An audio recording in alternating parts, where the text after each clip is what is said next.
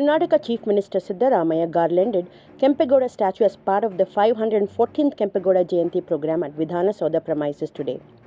Speaking to media, Siddaramaiah said, Nadaprabhu Kempe Gowda vision is the reason for the development of Bengaluru city. Kempe Gowda was an efficient administrator who laid a solid foundation for the development of Bengaluru and inspires everyone. He also said Kempe Gowda Jayanti is being celebrated lavishly across every district including Bengaluru, and recalled the decision of renaming Bengaluru International Airport after Kempe Gowda and forming Kempe Gowda Development Authority when Congress was in power previously too in Karnataka.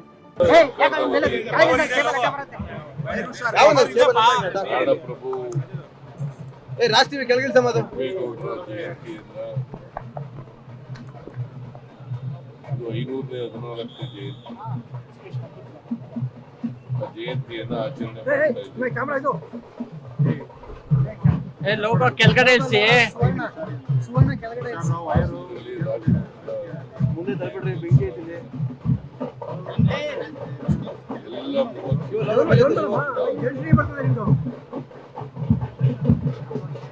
ಎಲ್ಲ ಮಟ್ಟದಲ್ಲಿ ರಾಜ್ಯೋತ್ಸವ ಬಹಳ ಅದ್ದೂರಿಯಾಗಿ ಆಚರಣೆ ಬೆಂಗಳೂರಿನಲ್ಲಿ ಕೂಡ ಇವತ್ತು ಆಚರಣೆ ಮಾಡ್ತಾ ಇದ್ದಾರೆ. 5 ದಿವಸಗಳಿಂದ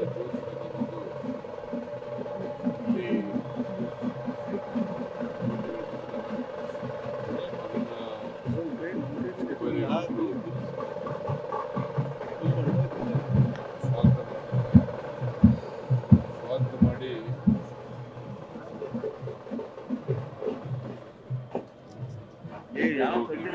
ಅಭಯವನ್ನು ಸಲ್ಲಿಸತಕ್ಕಂಥ ಈ ಕೆಂಪೇಗೌಡ ಜಯಂತಿಯನ್ನ ಸರ್ಕಾರದ ವತಿಯಿಂದ ಮಾಡಬೇಕು ಅಂತೇಳಿ ಹಿಂದೆ ನಮ್ಮ ಸರ್ಕಾರ ಇದ್ದಾಗ ನಾವು ತೀರ್ಮಾನ ಮಾಡೋದು. ಲೋಗೋ ಡೌನ್ ಮಾಡ್ರಿ, ಇದನ್ನ ಲೋಗೋ ಡೌನ್ ಮಾಡ್ರಿ, ರಿಪೋರ್ಟರ್ ಹಿಡ್ಕೊಳ್ರಪ್ಪ ಒಂಚೂರು ಲೋಗೋಗಳನ್ನ. ಹಾಗೆ ನಿರ್ಮಲಾನಂದ ಸ್ವಾಮಿ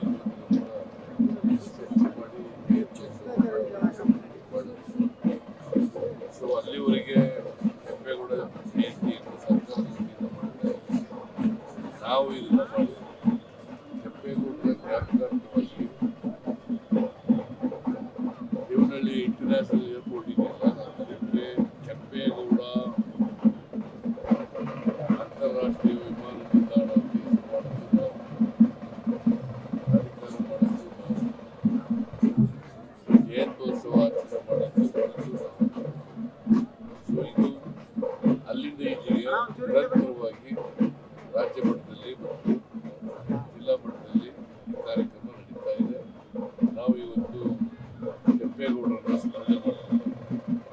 ಕೆಂಪೇಗೌಡರು ದಕ್ಷ ಆಡಳಿತಗಾರ, ಬೆಂಗಳೂರಿನ ಅಭಿವೃದ್ಧಿಯಾಗಿ ಬಂದಿದ್ದಾರೆ.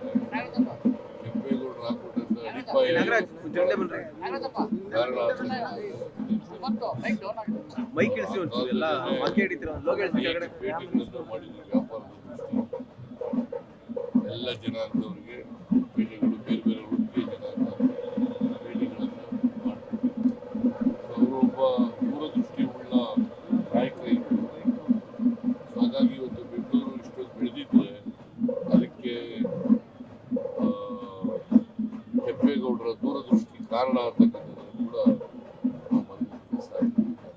ಸೊ ಅಂತ ಒಬ್ಬ ವ್ಯಕ್ತಿ, ಮಹಾಶಕ್ತಿಯ ಉತ್ತಮ ಆಡಳಿತಗಾರರ ದೂರದೃಷ್ಟಿ ನಾಯಕನನ್ನೇ ಇವತ್ತು ಸ್ಮರಿಸ್ಕೊಂಡು ಅವರಿಂದ ನಮಗೆ ಸ್ಫೂರ್ತಿ ಬರಲಿ ಅಂತ